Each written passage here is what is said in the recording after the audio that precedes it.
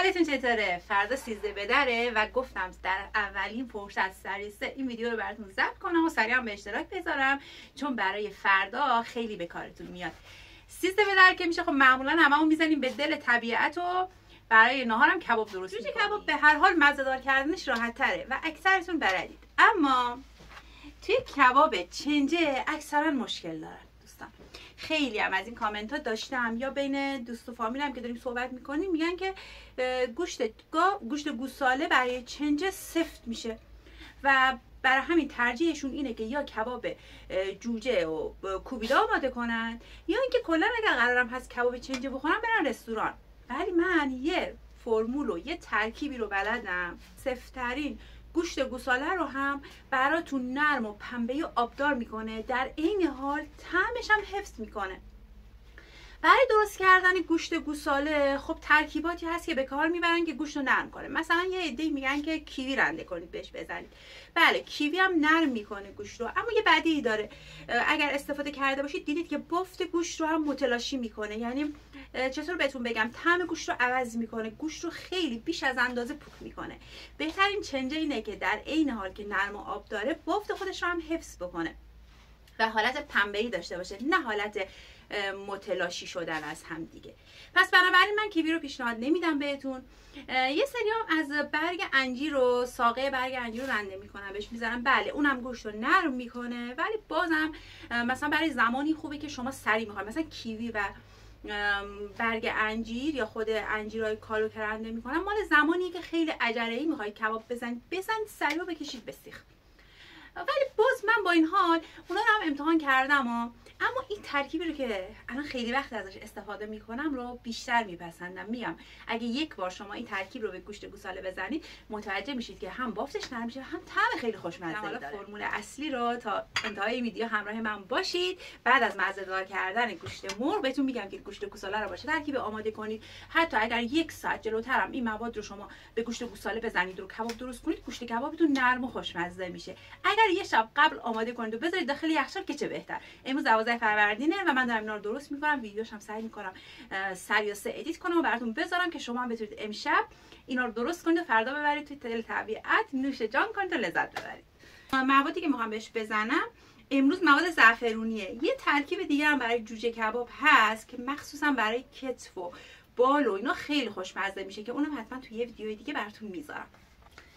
برای 2 تا مرغ من از 2 تا پیاز، یه دونه بزرگ یه دونه کوچیک استفاده میکنم و یه پیشنهادی میدم بهتون. پیازی رو که میخواین برای کباب درست کنید، حالا چه کباب چنجه چه کباب جوجه، رنده نکنید. وقتی که شما میایین پیازها رو رنده میکنید، وقتی به سیخ میکشید و میذارید روی آتیش، روی کباب شما میسوزه و سیاه میشه. بنابراین میام پیازها رو حالا به شکل خلالی یا نگینی خورد میکنم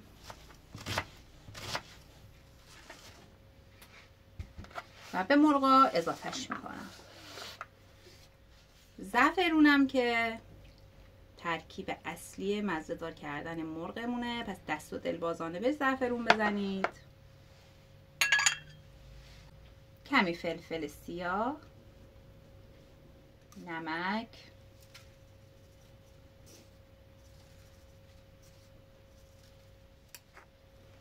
دستور سرآشپزمینا گلپره که خیلی خوشمزه‌اش میکنه. یک کم گلپرم بهش اضافه کنید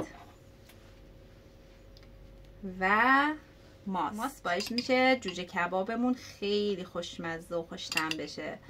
ماست رو هم بهش چنگاشو اضافه میکنم، کافیه. اصلا از درخت لیموی تازه چیدم و ترجیح همینه که از آب لیموی تازه استفاده کنم.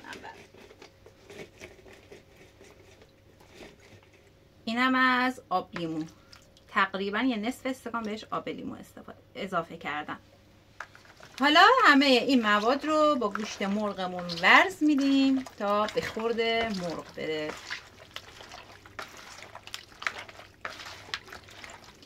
این ترکیب جوجه کباب زعفرونیتون رو فوق العاده خوشمزه باعث میشه که یه مقداری هم چرب بشه، همین که بافت مرغتون آبدار و ترد بشه. وقتی که کبابش میکنید دیگه جوجه کباب شما خشک نمیشه. مدت زمان استراحتش بیشتر باشه، یعنی از شب قبل آماده کنید خیلی بهتر میشه. اما اگه عجله هم دارید هیچ مشکلی نداره.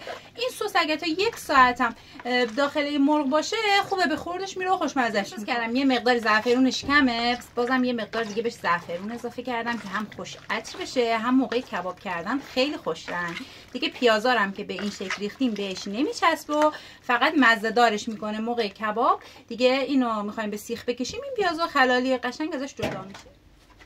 اینم از این، تمام سسشم ریختم روش و میره تو یخچال برای استراحت.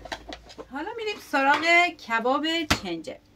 اول از همه بهتون بگم که بهترین گوشتی که ما میتونیم برای کباب چنجه استفاده کنیم راسته گوساله است. ببینید یه رگه های چرب داخلش داره. این گوشت یه مقداری چربه، برای همین یه بافت نرمتر و خوشمزه تری داره نسبت به قسمت های دیگه گوشت گاو و گوساله برای کباب. پس بهتره از گوشت راسته استفاده کنید. یعنی میرید قصابی بگید بهتون گوشت راسته بدم برای کباب. گوشت گوساله ما هر چقدر بیاتر باشه بهتر. یعنی شما از قصابی که این گوشت رو میگیرید میارید، از پلاستیک درش بیارید و بذارید داخل یه ظرفی توی یخچال.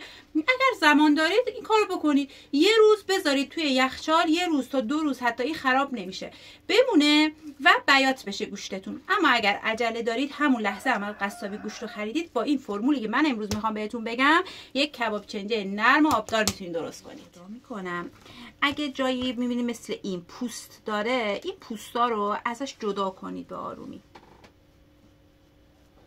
خیلی اینجوری بهتر میشه کبابتون تا اینکه با این پوستا خوردش کنید.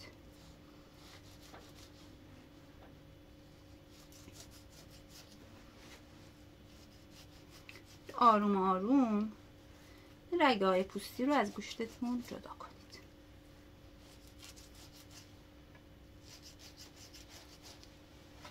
چون ویدیو طولانی میشه من دیگه همش رو فیلم نمیگیرم براتون. ببینید به همین شکل آروم آروم این پوست رو بعد از این گوشت جدا کنید. سعی کنید گوشتای کبابتون رو تقریبا یک اندازه خورد کنید که وقتی به سیخ میکشید یک دست کباب بشه.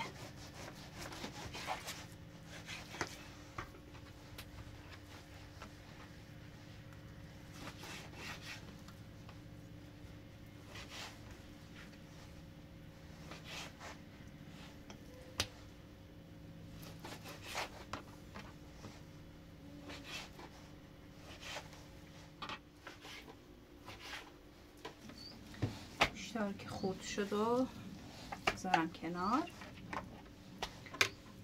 و پیاز برای 1 کیلو گوشت من یه پیاز متوسط، یه پیاز کوچیک خورد میکنم.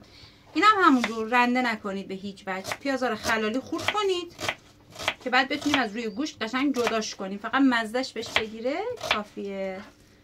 درشت برای همین من خورد میکنه. هم کباب گوشتمون رو خوش‌طعم میکنه، هم کمک میکنه همین پیازم به نرم شدن بیشتر بافت گوشتمون. خب برای مزه دار کردنش فلفل سیاه بهش میزنیم، طعم گوشت رو خیلی خوب میکنه. نمک،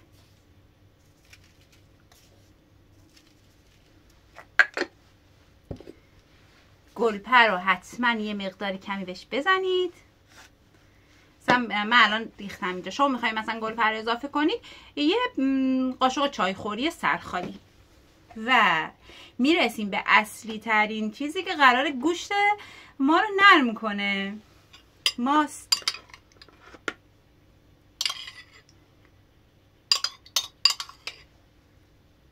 سه 4 تا قاشق ماست هم بهش اضافه میکنم و این فرمول گوشت کباب چنجه رو فوق العاده نرم و آبدار و خوشمزه میکنه بدون اینکه بخواد طعم و بافت گوشت رو عوض کنه. حالا اینا رو با هم دیگه خوب ترکیب میکنیم.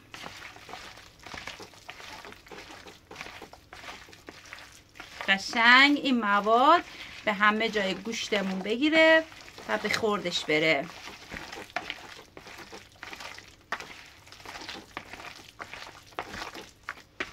دیگه خیالتون از کباب چنجه 13 به درتون یا کلا به هر مناسبتی توی خونه هم میخواین درست کنید راحت باشه. دیگه قرار نیست همیشه برین رستوران کباب بخورین، میتونین خودتون اینجوری یه کباب نرم و خوشمزه درست کنید. حالا اینم میریزم توی یه ظرف دردار و میذارم داخل یخچال تا فردا قشنگ استراحت کنه و این مواد به خوردش بره و بافت گوشتمون رو نرم و خوشمزه تر کنه. حالا این میره داخل یخچال استراحت کنه تا فردا. ما فردا قراره با خانواده‌مون جمع بشیم، با فامیلامون یه جا و با همدیگه در کنار طبیعت این روز سپری کنیم. تا اونجایی که بشه حتما برای شما هم یه ولاگ میگیرم و اینجا به اشتراک میذارم. این کباب خوشمزه رو هم امروز برید موادشو آماده کنید، بذارید داخل یخچال استراحت کنه تا فردا که یه کباب نرم و خوش بافت و خوشمزه داشته باشید.